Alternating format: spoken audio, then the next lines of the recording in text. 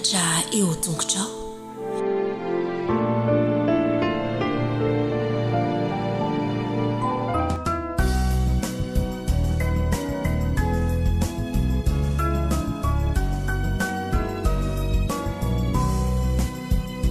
Emisaucanao jeso malalo chachizao futona mamizao yanaranai atunguchao izahai izai pianachao kuambitenenare jeso malalo izahai iainuchalanao kairote nyadamina itwecabecakawampunaya kuambitenenare jeso malalo izahai iainuchalanao kairote nyadamina itwecabecakawampunaya irote nyadamina itwecabecakawampunaya.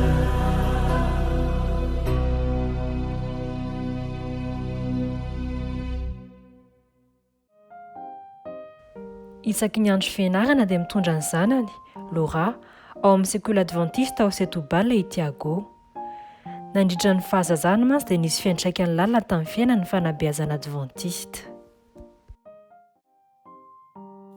Nandalo fotoatsatra izahay teo amin'ny tokantrano misy ahy ary tena azo lazaina fa nanavitra ny fiainako ny fiangonana adventista, indrindra ny fanabeazana adventista satria tena nizotra tamin'ny lalana mampidi-doza ny fiainako ao.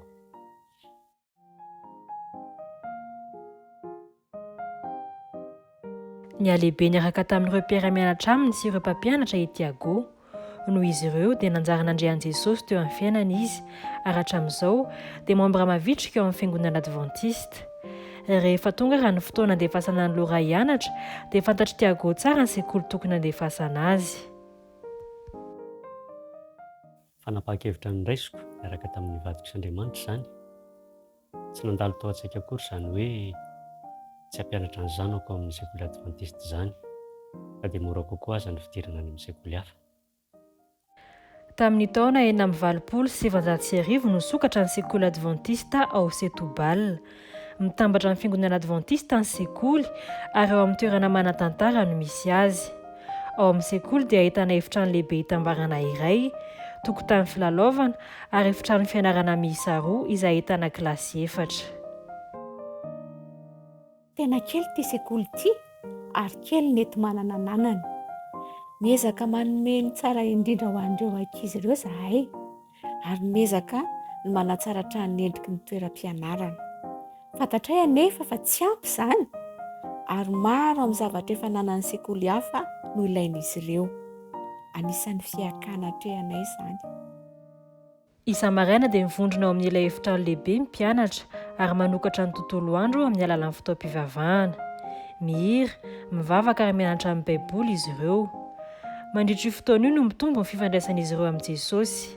Tanteraka izany no ny fanorantenan'ireo mpampianatra. Tsy ny fianarana ihany no ampianariko azy ireo, fa ny fitombon'ny tena manokana, indrindra ny fitombona ara-panahy. Mahafinaritra ilay fotoana satria tena liana ireo ankizy. Misy fotoana zareo mitady zavatra ao amin'ny baiboly ary tena faly rehefa hita an'izay zavatra notadiavina. Tena hafa e! Raha hoe mihatsika izy ary mijery antsika rehefa malahelo na irery. Ankizy tokony ity an'i Jesosy isika. Jesosy dia tsara fanahy, fon'izy teto an-tany ary verina indray akatsika. Mianatra n'ity azy ao ary ho afaka antsika ho any an-danitra izy. Maniry ny anatratra olona bebe kokoa amin'ny alalan'ny fanabeazana ireo mpitondra fiangonana ao Setobal. Manana fanabeazana mikasika ny ankizy isika ho an'ny fitombony amin'ny fianarana sy ny amin'ny ara-panany. Tianay ny eo amin'izy ireo isan'andro ny fitiavan'i Jesosy hoe tonga teto an-tany izy mba hamonjy azy.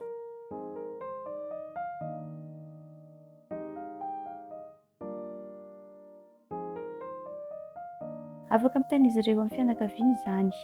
Betsaka amin'ny mpianatra no tsy mahalala ny hafatra adventista. Raha 7 ny isan'ny mpianatra dia 9 ihany no adventista.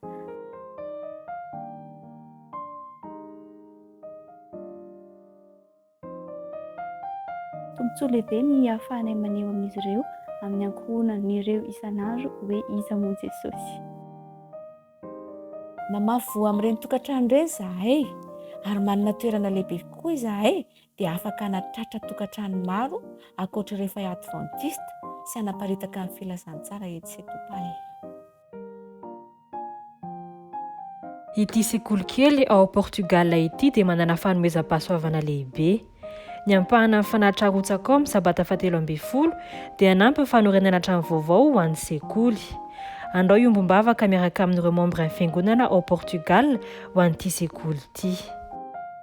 Mivavah mba ahafahana manova fiainan'olona isan'andro.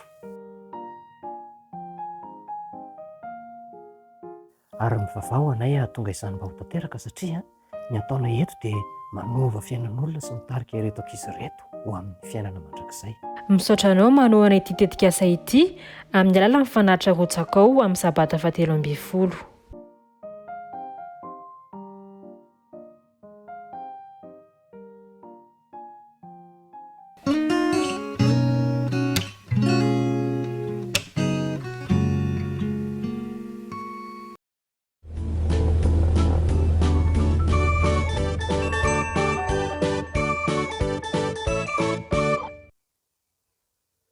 Nampaniraka ho any amin'ny Davida Saoly mpanjaka nanao hoe avika ampetraha ty amin'ny lapa, tiako raha hiasa hoay ianao ka ho tonga miaramila. Dia nifindra tany amin'ny lapa tsara tare ny mpanjaka Davida. Vetivety dia nifankahita tamin'ny Jonatana zanakalahy matony Saoly Davida. Nifankatingy Davida sy Jonatana ka nanjary tena mpinamana.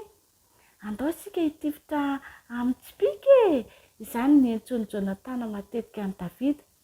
Andao hitaingina soavaly izay indray matetika lazain'ny Davida amin'ny Jonatana. Nitombo koa ny fitiavan'ny vahoaka Israely amin'ny Davida. Ka izany no nahatonga ny Saoly mpanjaka hevitra fa Davida no tiany vahoaka kokoa noho izy.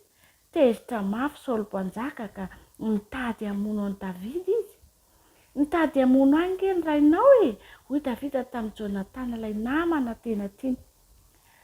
Tsy mba marina izany hoy Jonatana taitra.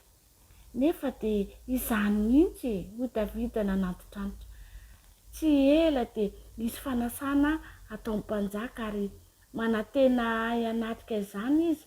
Andeha hamangy andreo rahalahy hiverina 2 andro ao aorian'ny fanasana ka hiafina any an-tsaha. Rehefa hitany rainao fa tsy eo amin'ny fanasana dia lazao azy fa lasa namangy ny fianakaviako. Rehefa hitanao fa tena sorena izy dia ho fantatrao fa mikasa hamono ahy izy. Eny ary hoy ny navalin'i Jonatana, mandehana miafina ao ambadiky ny vato any an-tsaha.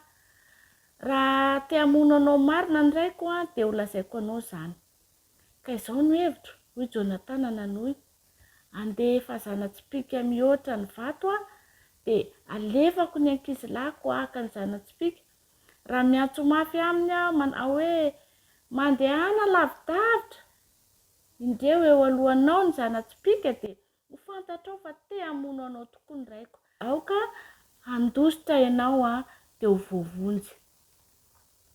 Rehefa nipetraka ny hinana ny Saoly mpanjaka tamin'io andro io dia nahita fa foana ny sezan'i Davida. Fa tsy nitenina hinana inona izy. Ny andro manaraka teo amin'ny fotoanany sakafoanana dia hitan'ny Saoly fa mbola foana ny sezan'i Davida.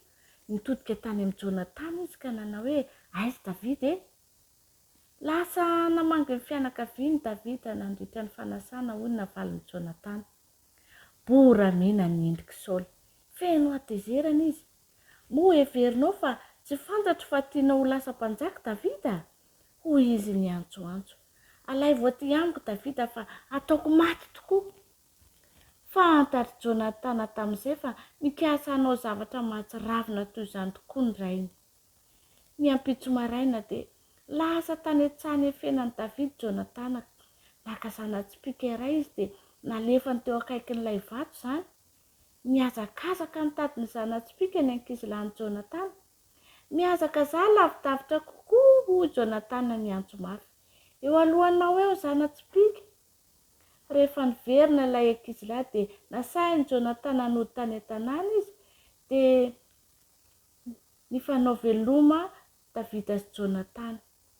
Mety tsy ho afaka hifankahita marina isika hoy Jonathan. Nefa dia hijanona ho mpinamana ihany hoy ny tokony omeny. Eny, ho mpinamana mandrakizay isika hoy Davida. Ary dia izany tokoa izy ireo.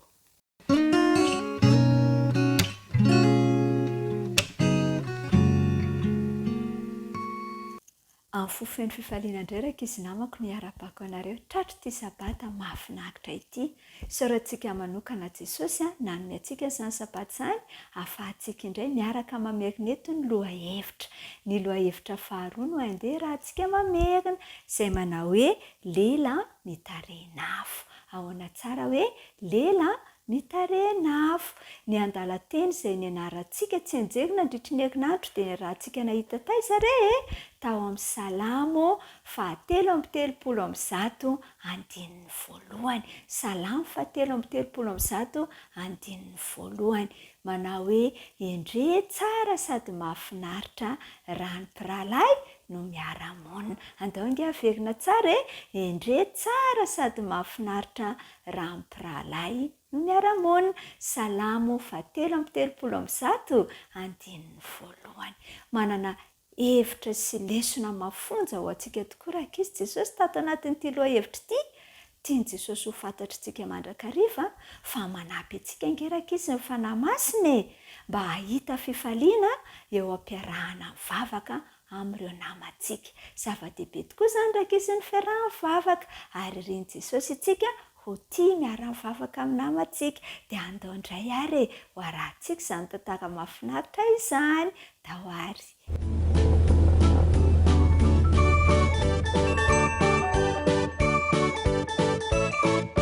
Mba efa niandry zavatra tena mba nirinao mafy mihitsy ve ianao?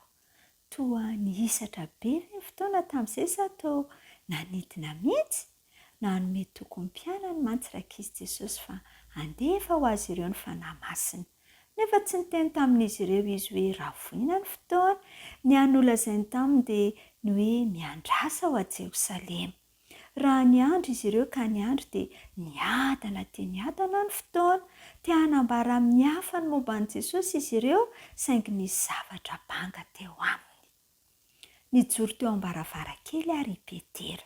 Nanafana ny endriny ny tara-pahazavany masoandro vao maraina. Dia mety ho androany ve ozy izy no tonga izany? Hoy izy tao an-tsainy tao. Nierika izy nijery ireo namany izay teo ivohany tao amin'ilay efitrano lehibe iray. Nisy tamin'izy ireo manko niara-ny vavaka. Ny sasany indray mifampiresaka mangina samy niandry izy rehetra ireo. Niandry ny zavatra nampanantany an'i Jesosy. Aza miala ao Jerosalema ianareo fa andraso ny teny fikasany iray izay efa renareo tamiko. Hoy mantsy Jesosy tamin'izy ireo rankizy. Fa ianareo kosa dia atao batisa amin'ny fanahy masina rehefa afaka andro vitsivitsy. Izany no anisan'ny zavatra farany indrindra nolazain'i Jesosy tamin'ireto mpianany reto talohan'ny niverenany nakany an-danitra. Tsy ho adinon'ny Petera na oviana mihitsy ho andro io rankizy. Voatsela teo izy no niaino an'ilay Jesosy malalany. Kanefa izao fotoana vitsy taorian'izay dia nesorina niala teo anatreny inge Jesosy. Nesorina nakarina tany an-danitra. Nijajirika nitanaka teo i Petera sy ny namany. Tapotapoka teo. Indreo nisy anjely anankiroa tonga teo anilan'izy ireo. Nahoana no variana mijery ny lanitra toy izao ianareo e? Hoy ireo anjely tamin'izy ireo tamin'ny endrika miramirana.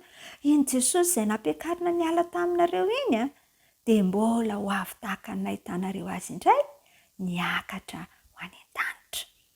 Dia izany no nahatonga amin'ny Petera sy Jakoba Jaona ambany mariren'i Jesosy rankizy sy ireo rahalahin'i Jesosy ary ireo mpino maro hafa niandry. Tsy fantatr' izy ireo marina tsara sy zavatra hitsanga.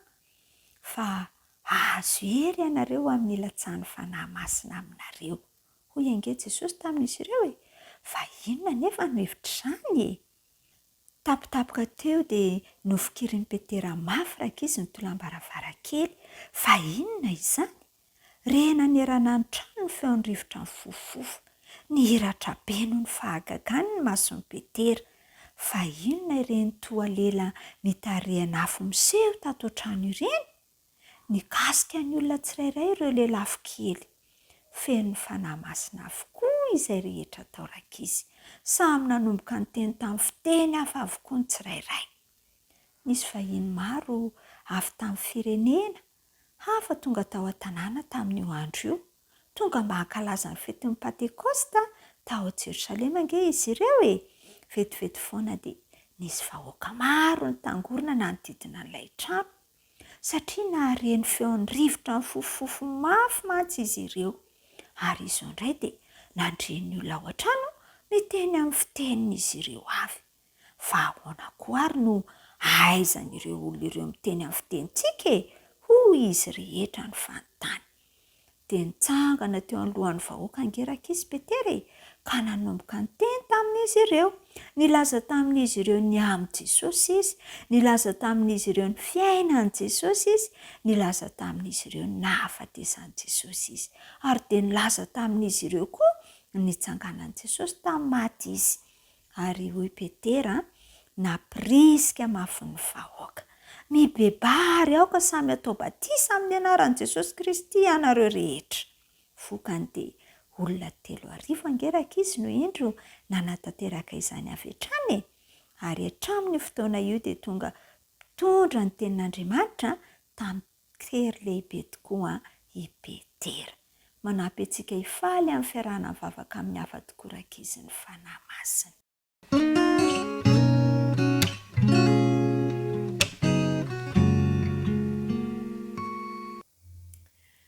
Miarabantsika tanora indray ary indrindra isika tanora zandry anjarantsika indray zao ny mamerina ny lesona faharoa izay nianarantsika nandritra ny herinandro.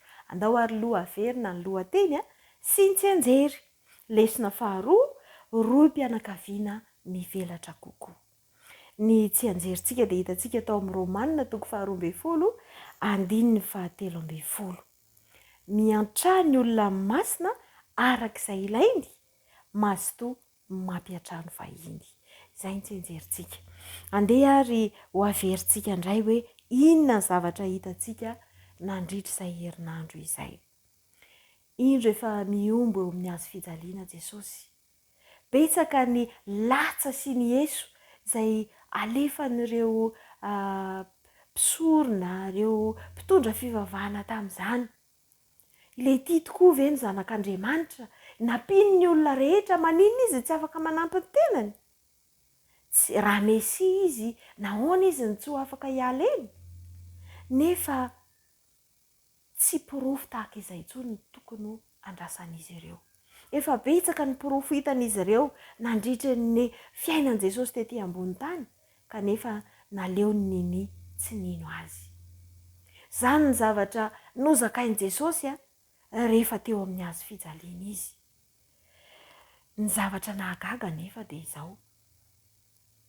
Na dia tao anatin'izany zavatra mangidy izany azy Jesosy, ny hirifiry, ny anohanana ny etaeta, ny fijaliana, ny latsa sy ny heso, na izany rehetra izany ary no niatra taminy, dia nisy toe-tsaina anankiray izay tsy takatry ny saina mihitsy tao amin'i Jesosy tao. Tsaroany mandrakariva ny fanampian'ny hafa, indrindra ireo vehivavy manano-tena, ireo kamboty sy ny ohatran'izany. Tsaroany izany ary tsaroany ny reniny. Tao anatin'ny zavatra mangidy izay nahazo azy dia hitany ny reniny. Tsaroany ny fiarahan'izy ireo manampy ny hafa teo amin'ny fiainany.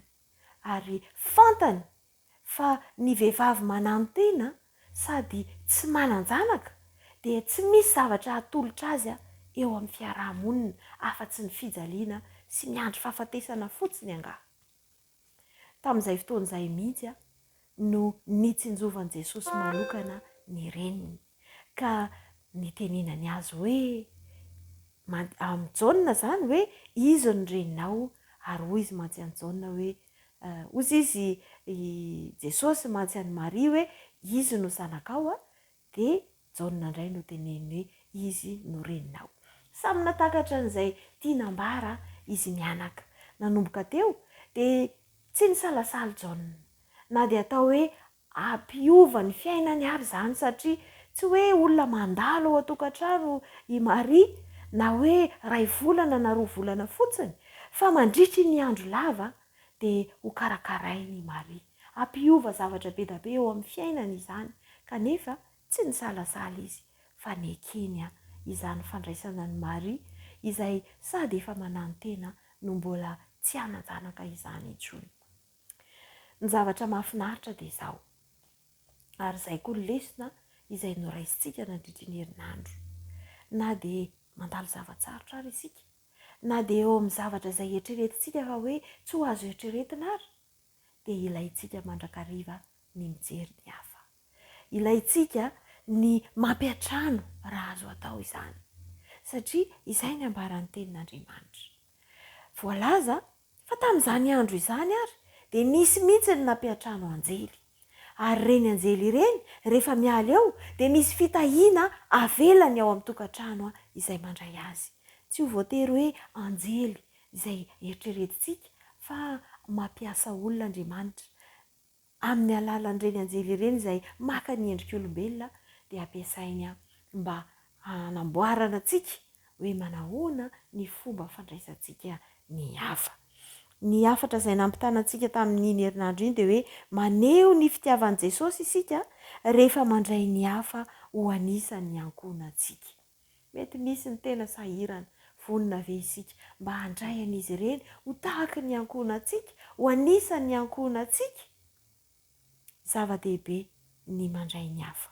Ny lesona nianarantsika zany nandritry ny herinandro de nampianatra antsika fa ny kristianina de manaika handray andraikitra amin'ny fikarakarana izay ilain'ny hafa. Nampianatra antsika ihany koa ahatsapa fa mila mihitsy isika amin'ny fanompoana ny hafa, mba handray anjara zany amin'ny fanompoana ny hafa, mba hampatsara ny fiarahamonina misy antsika, ary indrindra koa ny mba hanohana ny antso hoe andeha ho fiankohofako amin'i Jesosy ihany koa ny fandraisako ny hafa. Izay indray zany ny lesona nianarantsika nandritry ny herinandro. Mirary ny fitahian'Andriamanitra ho antsika tsirairay avy. Mandra-piona indray.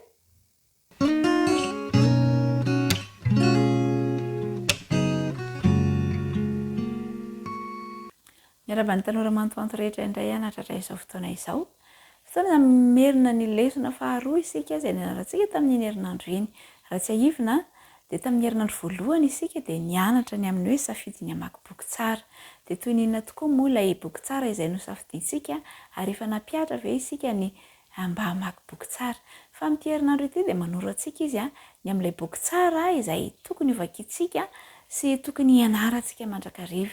De tsy inona izany fa arak'ilay voalazantsika anjery amin'ny Timothée faharoa 2:7-9 sy 7 manao hoe izay soratra rehetra nomeny tsindrimandrin'Andriamanitra de mahasoa koa ho fampianarana, ho fandresen-dahatra, ho fanotsiana izay diso, ho fitaizana amin'ny fahamarinana, mba ho tanteraka ny olon'Andriamanitra, ho vonona tsara ho amin'ny asa tsara rehetra. De inona ary izay boky izay? Boky izay voalaza fa nomeny tsindrimandrin'Andriamanitra, tsy inona izany fa ny Baiboly ny soratra masina.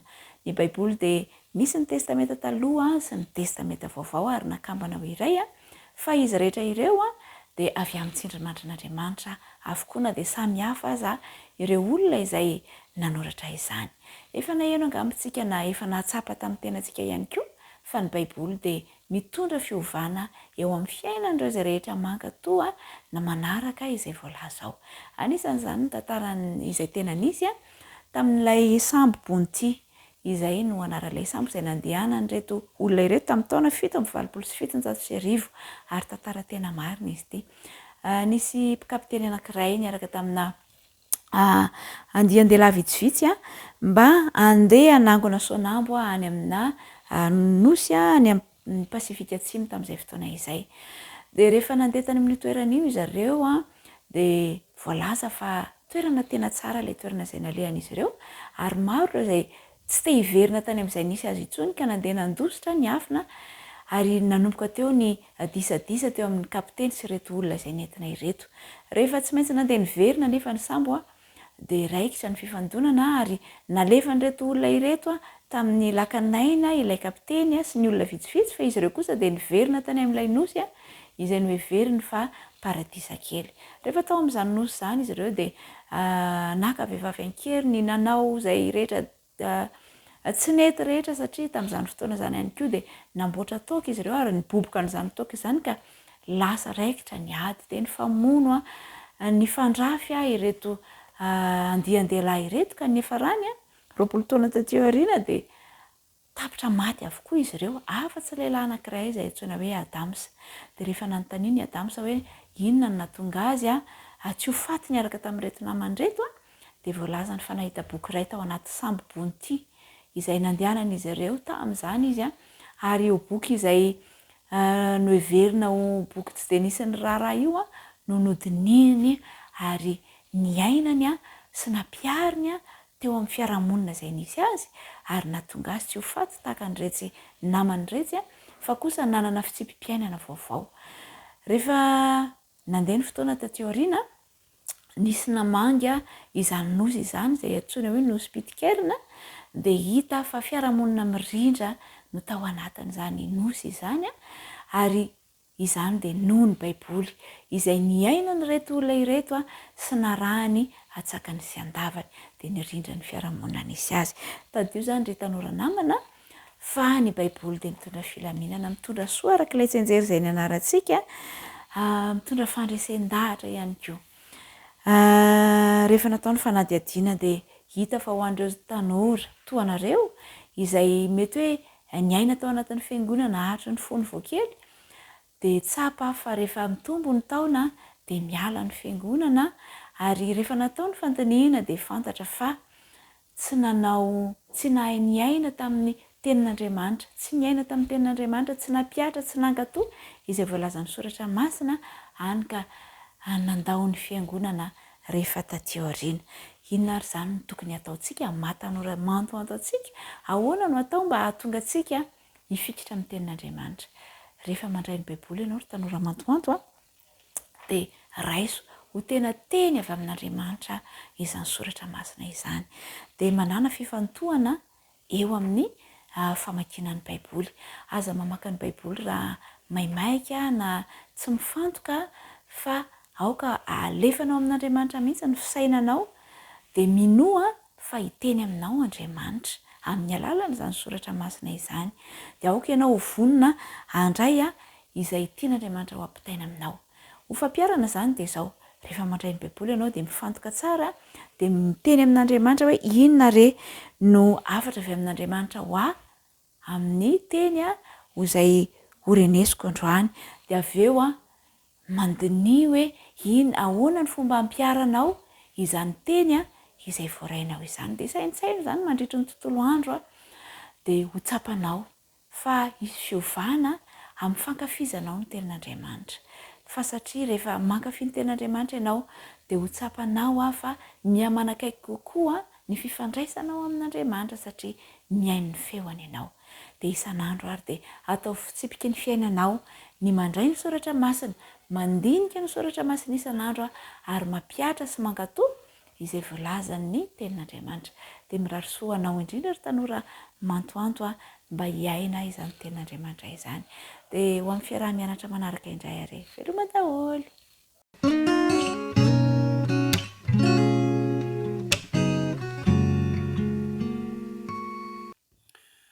Dia fahaly mandrakariva miaraka amintsika zatovo namana amin'ity sabata ity sy izao fiarahantsika mianatra ny tenin'Andriamanitra izao. Nijery ny tantaran'i Josefy sika farany teo na dia mafy aza ny fiainana dia niasy Josefy, na mafy aza ny fiainana dia nianatra Josefy. Ary toy izany koa ianao, aoka tsy ny hamafy ny fiainana mihitsy no hipetrahanao fa arakaraka ny hamafy ny fiainana no tena hiasanao dia hitanao fa ho lasa lavitra ianao miaraka amin'Andriamanitra. mbola ho josefa ihany nyjerentsika amin'ity manaraka ity fa amin'ilay lohateny manao hoe vitanao ve zany, vitanao ve zany. de mailaka ery tsika zatovy mamaly hoe vitatsika zany e, haitsika zany e. Genesis 5:7 sy 5 de zao voalaza. Ary Josefa tamin'ny rahalahiny, avy manatona ianareo, de nanaton'ireo. Ary Josefa, izaho no Josefa rahalahinareo, ilay namidinareo ho aty Egipta. Ary ankehitriny aza malahelo na tezitra amin'ny tenanareo no nivarotanareo ho aty, fa amonjy aina no andefasan'Andriamanitra ahy ialohanareo aty. Mamelaka fanontaniana zao tsika hoe inona zany zao nifandraisan'le hoe vitanao ve zany. Lay tantara eto de maneho ny fiaonan'i Josefa tamin'ireo rahalahy. Reo rahalahy zay nikasa hamono azy, reo rahalahy zay nikasa amotika azy, ary de namidin'ireo izy de lasa andevo izy. De nisy an' Josefa avokoa ny toerana nampalahelo rehetra hatrany amin'ny fonja sy ny tsy fahampiana. Ary zay moa le hoe fiainana ady izay natrehan' Josefa noho ny nataon'ny rahalahy. Nifanena tamin'le rahalahiny amin'izay Josefa, efa olona ambony izy, efa manam-pahefana ambony. Rehefa nifanena tamin'reto rahalahiny reto izy de tsy mba namaly faty. Vitanao ve zany? Zay le fanontaniana. Tsy mamaly faty. Ndraindray tsika rehefa manomboka manana hery de hoy tsika hoe amaly faty amin'izay fa hafa ny taloha, efa ananako ny hery rehetra zao. Fa Josefa tsy namaly faty. Fa hoy Josefa hoe programan'Andriamanitra no nahatonga aho aty. Namidinareo aho, nalatsakareo tao anaty lavaka, misaotra anareo aho. Vitanareo ve? Vitatsika ve zany tanora namako? Hoe olona mamingana anao, olona mandatsaka anao any anaty lavaka de ozana hoe misaotra anareo fa programan'Andriamanitra zany. Ary zay no ampahirizana antsika. Voalohany indrindra, ny olona mamadika anao zany de ny akaiky anao ihany, ny namanao, ireo mieritreritra sy miteny hoe rahalahinao, rahavavinao, anabavinao, reny ihany angeny mamadika antsika. Tsy olona hafa any lavitra any no mamadika antsika, fa ireo manodidina, ireo miaona amintsika isan'andro ireo ihany. Noho izany, mila manamboatra fo isika de mila mitandrina isika satria fahavalontsika de tsy lavitra. Fa matetika amin'ireo namantsika ireo ihany, ary ny Baiboly de miteny mihitsy hoe ny ankohona antsika ihany. Ary ny zavatra misy de ny ao am-piangonana ihany, ny mpiara-mianatra ihany, ireny no manaratsy, ireny no mamingana. Vitanao ve zany? Tonga amin'izay ny fotoana ahafahan'i Josefa mamaly faty, mba afaka migadra koa ireo toy ny nanagadrana azy, fa tsy nanao an'izany Josefa. Irariko, mba ho tahaka an'i Josefa se, aza mamaly ratsy ny ratsy, na ny fanaratsiana ny fanaratsiana hoy ny Baiboly. Vitanao ve zany? De ho isika hoe vitatsika zany. Ary vitatsika zany amin'izao mahazatova antsika zao. Rehefa mamisavisan'izany tsika rehefa tonga amin'ny fahalehibiazana, de ho sambatra sy tretrika, ary afaka mitantara hoe tamin'ny andronay de mba nanao tahaka an'i Josefa izahay, tsy namaly faty. Fa ny zavatra ratsy nataon'ny olona taminay vao mena tonga anay ho lasa ambony. Io zavatra ratsy sy fanenjehana nataon'ny olona aminao io, atonga anao lasa ambony io, ho lasa lavitra io, ka azakivy amin'izany. Ary rehefa tonga any amin'ny avo ianao, rehefa tonga ambony ianao, rehefa tonga manana maizy azy ianao, de afaka mamela, afaka manavitra an'ireo olona izay nanao tsy nety taminao. Irariko mba izany fiainan'i Josefa zany no fiainako, ho fiainanao koa. Toy izany indray loha hevitritsika ry tanora namako, vitanao ve zany? De ho tsika hoe vitatsika zany. Amen.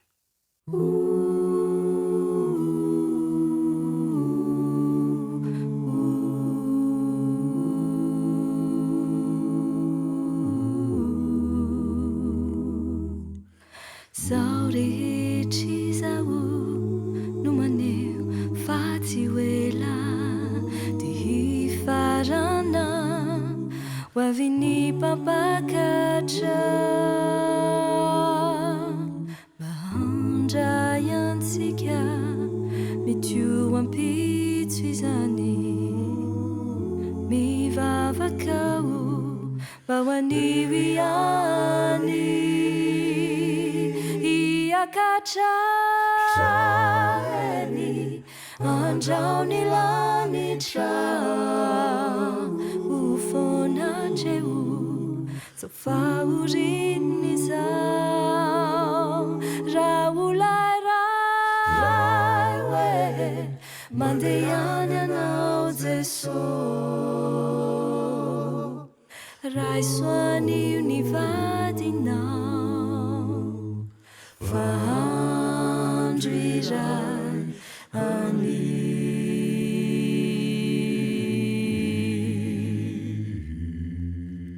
hoarabainy anao sa ataony veloma raha iseho izy ka ilaza aminao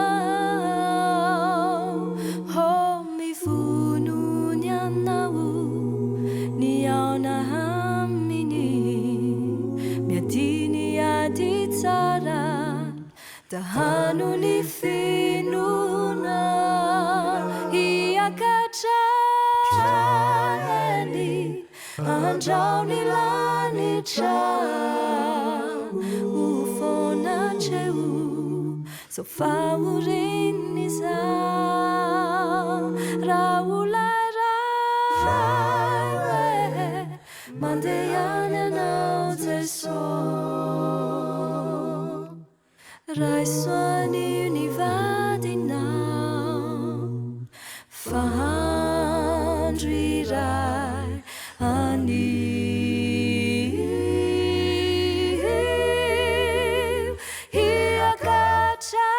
hiakatrany andraony lanitra ho fonandreo so fahorinny zao raha olairay hoe mandehany anao Jesosy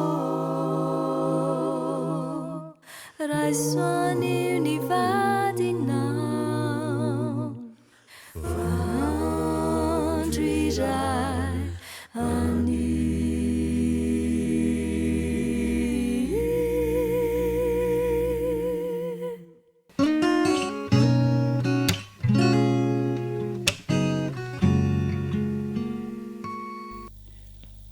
tonga eo amin'ny famerenana ny lesony lehibe indray isika amin'izao fotoana izao ny lohatenin'ny lesosika moa zany a nandritra ny herinandro de hoe ny filazantsara mandrakizay ary ny toko sy andininy zay naverina ho tsenjery moa zany a de hitatsika eo amin'ny apokalipsia ny toko fa 7:10 andininy fahaenina ary hitako fa indro a nisy anjely ray koa nanidina teo avony lanitra nanana filazantsara mandrakizay hotoriana am'izay monina ambonin'ny tany sy amin'ny firenena sy ny fokom-pirenena sy ny samy fafiteny ary ny olona rehetra izany ity lesontsika ity zany a amin'ny akapobeany de izao mizara roa zany izy ity ka ny voalohany a dia andiniana ny alali ny afatry ny filazantsara ary ny faharoa de ny fanampianatsika atakatra kokoa ny asan'ny Kristy ho amin'ny fiangonana am'izao andro farany a izay a iainatsika izao a izany apetraky Kristy eo amin'ny vahoakany a ny tombo-kasehan'ny fankasitrahany mba anavahana ny tena izy amin'ny sandoka tamin'ny andron'ny Israely fahiny raha nanompo sampy sy ny vavaka tamin'Andriamanitra maro a ny firenena jentilisa de izao mila mazava tsara zany ny fiavahana eo amin'ireo a zay tena mpanaraka any Kristy sy ireo a mivavaka sandoka izany ao amin'ny Deutéronomie toko fahaenina no manambara ny fiorenan'ny finoan'ny israely zany de zao no ambaran'io deuteronomia toko fahenina andin'ny faefatra io mianory israely a jehova andriamanitsika de jehova iray andry io teny io zany a de izao teny izay naverimberina ary indroa isan'andro no amerimberenana an'io teny eo amin'ny deuteronomia toko fahenina andin'ny faefatra io dia ny maraina sy ariva ary io zany a de antsoina hoe shema zany a no iantsonan'izy io a amin'ny teny a hebreo izany tamin'ny nandritran'ireo taonjato zany a izay nanaovana sesitanin'ny jiosy de izao ny fitahanisan'izy ireo an'io shema io zany a dia nampaty azy ireo a ny fomba fijery sy ny lalana ara-panahy izay nampiray azy ireo amin'ny mahavahoaka an'andriamanitra azy nampahery a ny fahatapahan-kevitry ny israely anohitra ny fiezana isan-karazana anery azy ireo a hiala amin'ilay fomba fijery sy ny lalana ara-panahy ny fitanisana ny shema izany hoe lasa miverimberina ao an-tsain'izy ireo zany io zany de anisan'ny andin'ny voalohany a izay nampianarina ny zaza jiosy teo amin'ny israely fahiny ary raha vo ny anany teny izy de io no asaina verimberina ireo a zaza ireo ankoatra zany any koa zany reny jiosy dia nampianatra ny zanany a mba hitanisany shema zany a milohan'ny atory zany ho atsika adventista zany a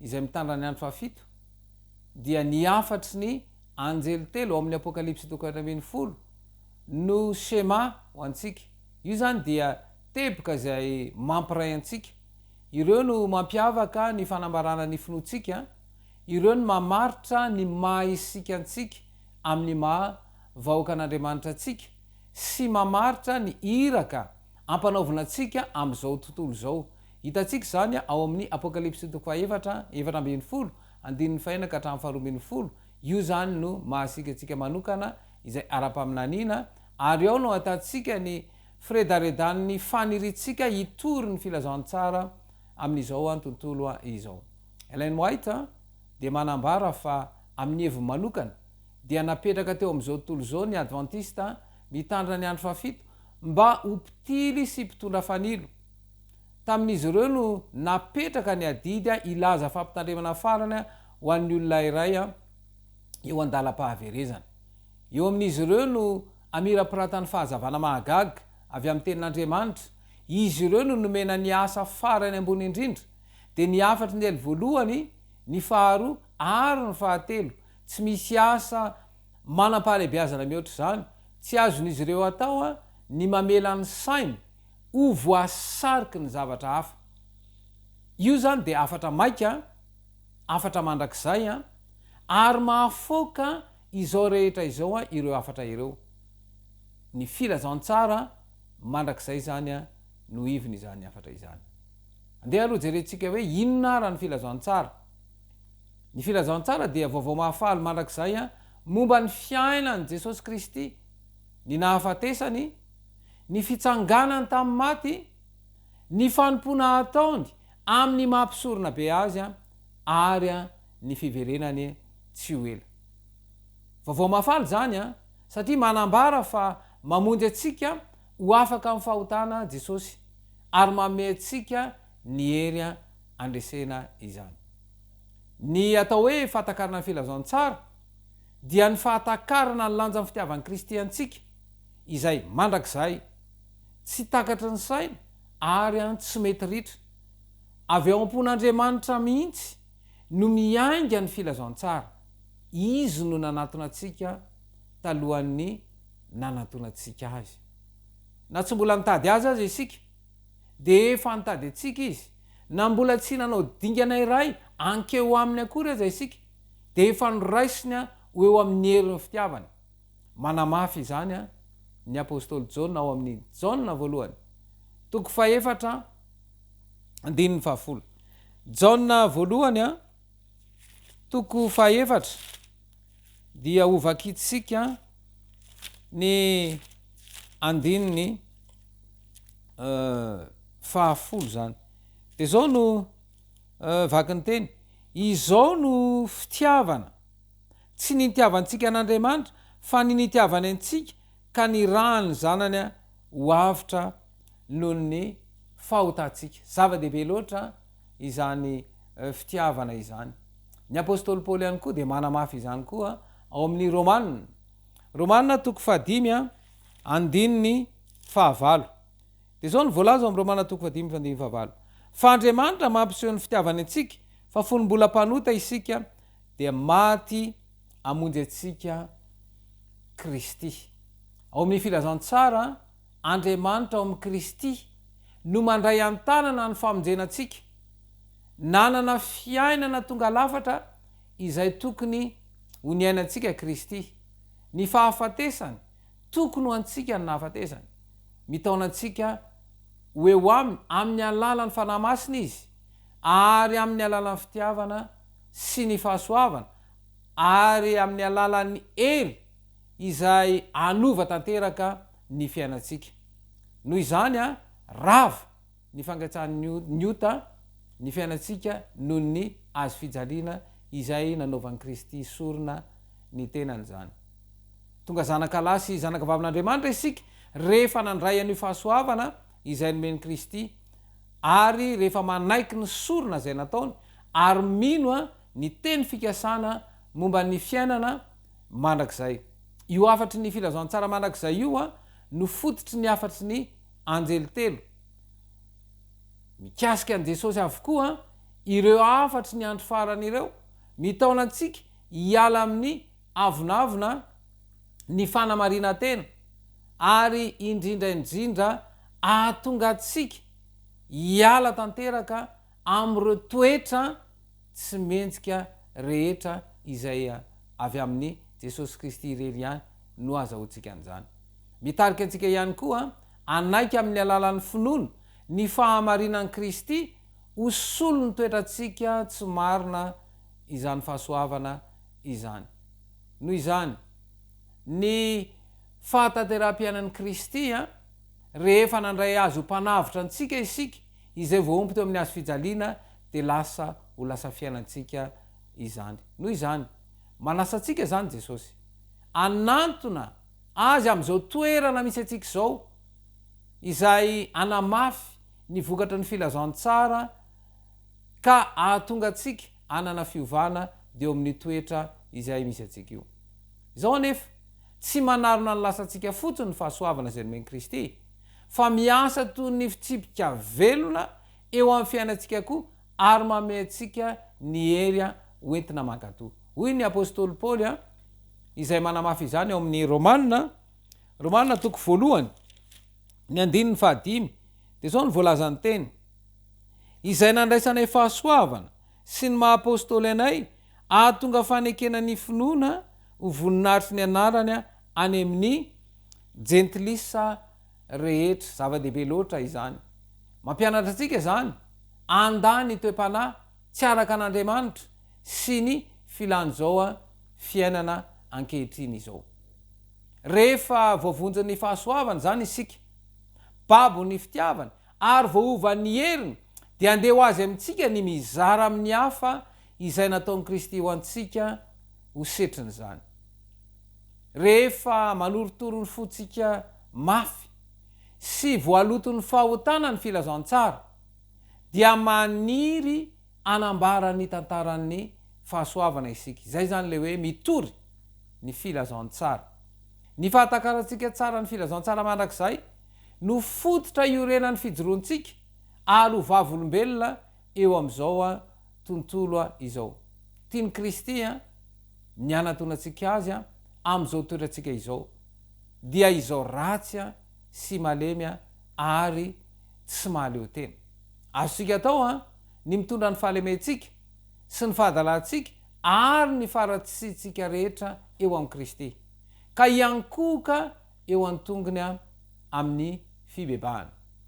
Voninahitra ho azy ny misakambona antsika amin'ny tanam-pitiavana sy mameno ferintsika ary manadio antsika ho afaka amin'ny fahalotona rehetra tsy mijoro anameloka antsika miaraka mitsorakazon'ny fahamelomana akory kristy vonina ny amina antsika kosa izy amin'ireo sandrom-pitiavany ary vonina ny amela ny elokontsika izy anomery antsika ary aniraka antsika ho vavolombelony ery am'izao a andro farany a izao ary ho vavolombelona mahery a anambara ny voninahitry ny fahasoavany izany a no manambara sy maneo ny akanton'ny filazantsara tiany kristy zany mba ho vavolombelona zany filazantsara zany ianao tiany kristy mba hanaiky azy ho tompo sy mpamonjy ny fiainanao manokana ary joro vavolombelona satria tiana ho ambara manerana ny zao tontolo zao izany ery ny filazantsara izany ila ery manovany fo ila ery anafaka sy hanovany toetra hiala ao amin'ny toetra tsy mendrika io fa ho am'lay a fahazavantsaina izay noraisina avy amin'ny fahasoavany jesosy kristy antsony ianao zany mba hanao izany fanandramana ny amin'ny firaisana amin'i kristy amin'ny fiainana ny filazantsara ary mba hatonga ny fiainanao a ho vavolombelona ary anambara izany a am'ireo manodidina anao indrindrandrindra ao amin'ny ankonana izy misy anao ka atsapa fiadanana ny ankonana rehetra izany lesona izany de irina fa hitondra fiainam-baovao anao ary raketo amponao ny teny ka atonga anao a atsapan'izany a fiadanana izay a nomeny kristy izany de ary anasanao anao ny fanatitra de ny fanatitry ny sekolo sabata izany ary mandritra n'izany fanaovana fanatitra izany a de feokira no andeha hoenotsika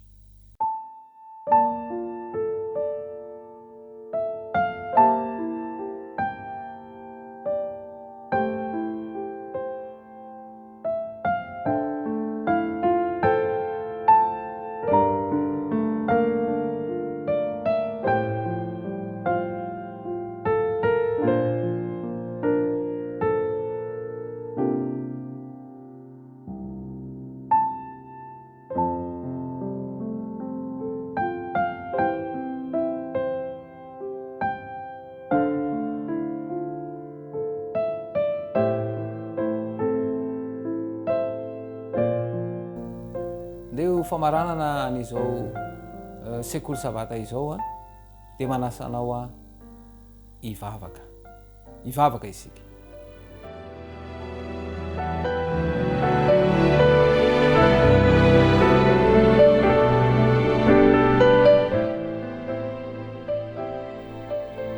rainay zay any an-danitro ianao lay ray nahary ny lanitra sy ny tany tomotompazaka ny mpanjaka me fanjavatra rehetra atolotray ho anao rery ihany ny dera sy ny laza ary ny voninahitra mandrakizay ny tsy fahafezana ny fisiananay ka mahatonga nay amtonatao tanna fonanao zany misaotranao izay satria nomenao lesona zay manambara ny filazantsara aoka mba ho azonay izany ka hitondra famelombelomana fanahinay ary anova ny fonay ka nanay toetra vaovao toetra zay fanaraka amin'ny sitraponao ary ampiza mba hijoro vavolombelona hitory izany am'ireo ankonanay am'ireo manodidina anay ary ny fiarahamonina zay misy anay satria ambaranao fa hotoriana am'izao tontolo zao a ny teny a de ho avy ianao satria ny fiavinao no vahaolana ao anatin'izao a fiainana efa sarotra izao ko ataovy matsapa fiadanana miaraka aminao izay tononona sy angatahana amin'ny anaranao jesosy kristy mivavaka amen